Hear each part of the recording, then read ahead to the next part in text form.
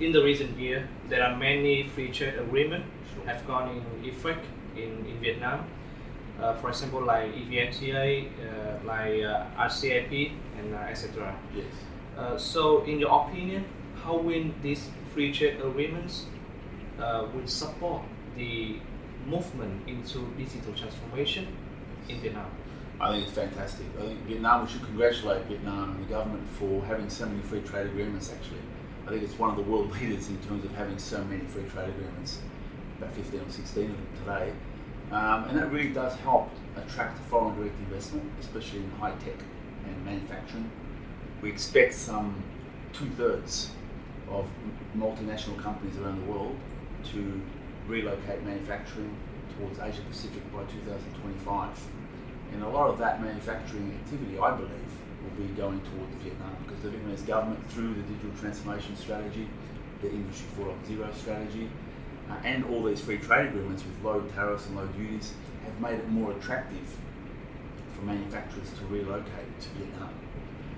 And Ericsson, for example, is looking at, we have a project already for the last 12 months where we're looking at companies in Vietnam, suppliers that we can integrate into our global supply chain because we see the value of their improved efficiencies and productivity through the free trade agreements. The low tariffs and duties through the free trade agreements obviously are attractive to us, and many other companies are doing the same, and many are moving to Vietnam not only for manufacturing but R&D and all sorts of other high-tech foreign direct investment.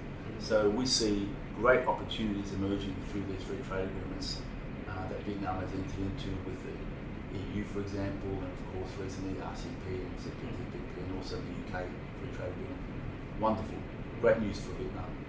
So regarding this digital transformation movement into this digital age and the digital era, which is the opportunities for foreign investor, especially Italian investor, approach to Vietnam a bit?